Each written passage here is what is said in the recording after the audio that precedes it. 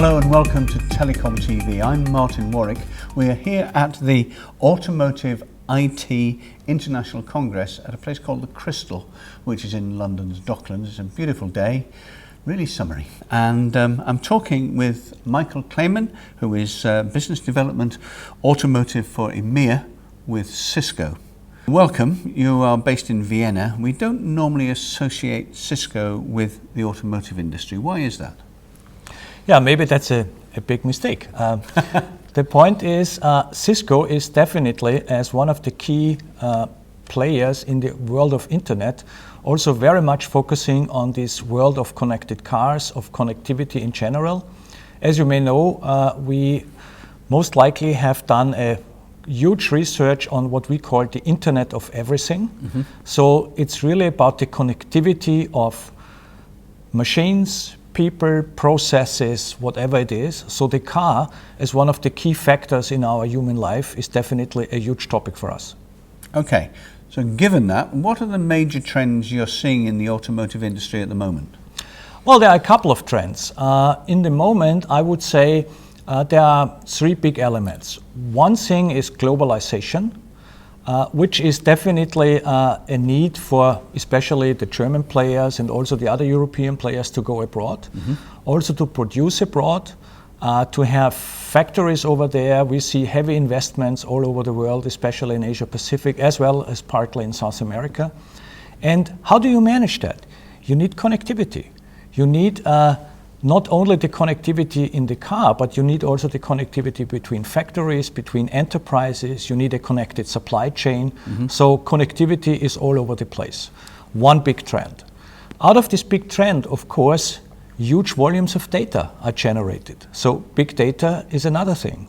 And the problem with big data is it's big. So you have to sort what you do, and therefore you need analytics. And based on that, I think these are the most important trends today that we will see that go even into connected cars, car connected to other cars, cars connected to the infrastructure, and even to the drivers. Because, as you know, everybody has not only one personal device, but maybe more. So you have an iPad, a cell phone, whatever. As soon as you enter your car, you don't want to lose your connectivity. So it might be even more important to enhance this connectivity and bring important information on one side to you as a driver, but on the other side also to the vehicle, so that the vehicle knows to avoid congestions, to avoid potential hazardous or dangerous areas, ice on the road, which is not that important in Dubai or in Abu Dhabi, but in Austria, for example, it could become a tricky thing. Absolutely. So the connectivity and the information behind that is becoming a very, very tangible asset in the immediate future, as it is partly already today. Okay, now Cisco has a history in big data, being probably the biggest router company on the planet's ever seen. To begin with, how is your company innovating to take advantage of the trends we've just been talking about and to meet the demands of the drivers and the vehicles of tomorrow? Yeah, I think Cisco is not only any longer a big router or switching company.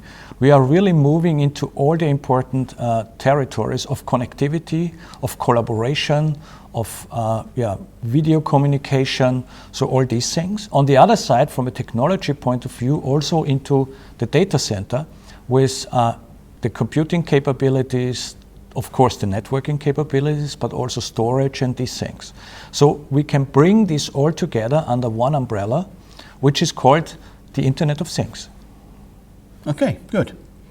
So how important is then IT and comms enabling Cisco to operate more efficiently and more smartly?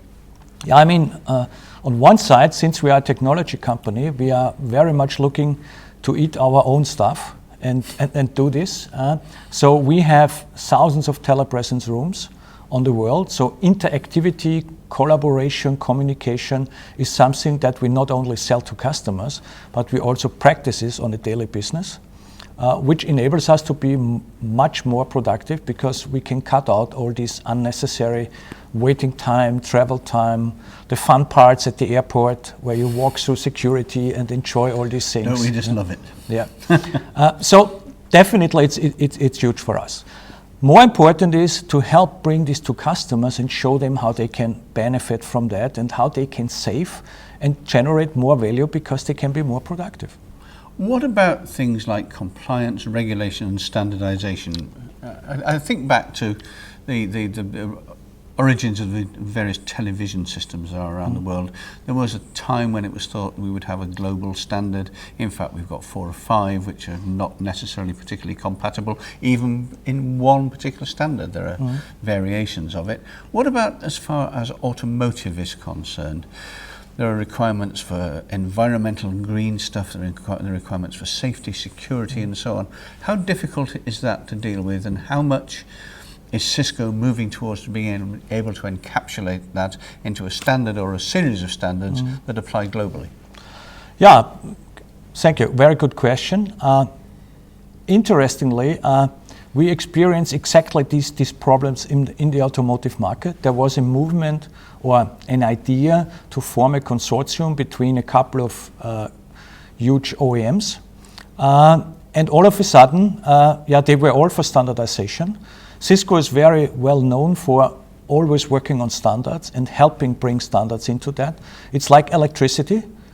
Electricity is coming out of the plug, and you decide if you put a hairdryer or a shaver or a computer or a camera and connect it to get the electricity. So we are very much looking into standardized products and standardized things, IEEE and all these things. This is unfortunately still missing partly in the automotive industry. As I said, this consortium was somehow starting to become a consortium and getting a little bit in progress, and all of a sudden the first one said, well, we do it on our own, and the second one said we do it a little bit different, and unfortunately it imploded. So this is definitely a kind of a drawback, and our intention is to fully support IEEE standards and these kind of things, and really deliver products and services and goods based on these standards, because then they are available for everyone. And this is the big target. Okay, a final question to you, which is much more off the wall and left field. What sort of a car do you think people will be driving in 10, 20, 30 years' time? By that time I'll be 109, so it won't apply to me, but it probably will to you. What? I'm not asking you what you think a car will look like, but what will a car be for? What will it do? So thanks for your 109 years. I will be slightly younger then, but honestly also quite in a certain age. So if I would know that, I would make tons of money. Yeah. Unfortunately, I think nobody really can predict that if you live on this, let's say, speed that we see in development, especially in technology. What I think will be important is that this car has a couple of components that we see in other industries or in other parts of our life. It will be definitely connected. It will be in certain areas self-healing, self-adjusting. It will be autonomous to a certain degree. As we heard in one of the presentations today, there will be a kind of an autonomous something on that. So whatever the car or the infrastructure or the overall environment tells you to do, you can do that. But if you want to drive it on your own because you want to have some fun, and I bet you will want to have some fun with 109, then you should drive it on your own. Yeah?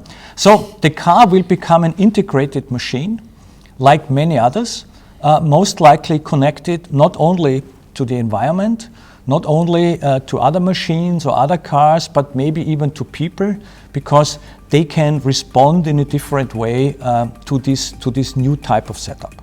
Fascinating stuff. We'll see what happens. I bet people keep driving. Michael Klemen, thank you very much indeed. You're more than welcome.